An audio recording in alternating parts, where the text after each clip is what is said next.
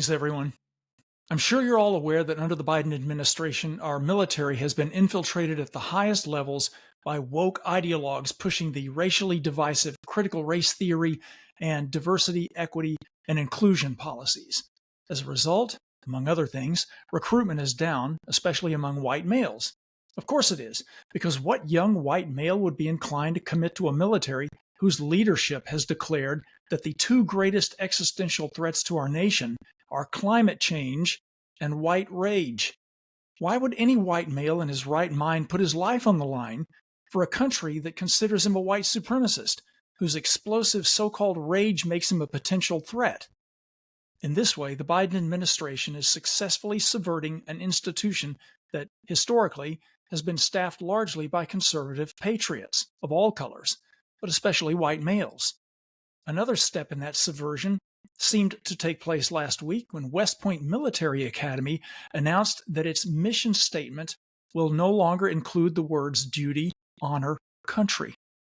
The proposed change to the mission statement has already been approved by the Secretary of the Army and the Army Chief of Staff after what they called a routine year-and-a-half-long reassessment. Now, my reaction to headlines about this change was probably the same as your reaction. That is to say, your first thought was probably that this was another example of corrosive woke ideology deconstructing and emasculating our military. And you and I would certainly be justified in assuming that. The mission statement change was criticized by some conservatives for that very same reason. Republican Senator Marsha Blackburn, for example, wrote on Twitter, quote, "The elimination of duty, honor, country from West Point's mission statement is a direct reflection of undesirable shifts in our service academies. The values that have led generations should not be erased to appeal to the cultural moment," unquote. Indeed, they should not. But if you dig a little deeper than the headline, which most people won't do with any article online, you find that your initial outrage, like mine, might be a little misplaced. In fact, the 222-year-old military academy is not ditching duty, honor, country. It will still retain those time-honored traditional words as the academy's motto, which is arguably more important than having them in the mission statement. A statement from West Point Public Affairs confirms, and I'm paraphrasing here, "These three hallowed words define who we are as an institution and are the hallmark of the cadet experience, and they bind the long gray line of cadets together across our great history."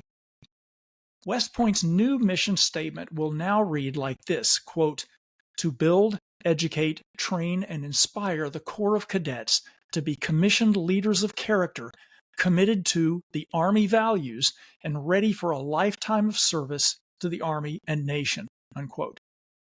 So they replaced duty, honor, country with the phrase Army values.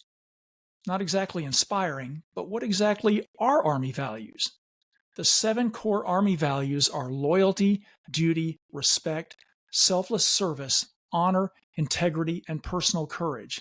So duty and honor are there, which begs the question, what about country? Are the globalist elites and woke ideologues subtly undermining our warriors' patriotism by taking country out of the equation? Possibly. Very likely, in fact. But it may be premature to condemn anyone over it just yet. But it's not premature to be on the alert about it or to nip it in the bud. Words matter, and the subversive left understands this better than anyone. They know the inspirational power of words like duty, honor, country. And if they can undermine that power, they will. We must be on guard to call them out about it and resist it if and when it happens. Our enemies are watching and waiting. Nothing, not vague words like values, not diversity assaults on merit, not globalist attacks on our love of country, nothing must be allowed to diminish our military's lethal effectiveness, the cohesion of our fighting forces, or the patriotism of our warriors of all colors. Thanks for listening. Be seeing you.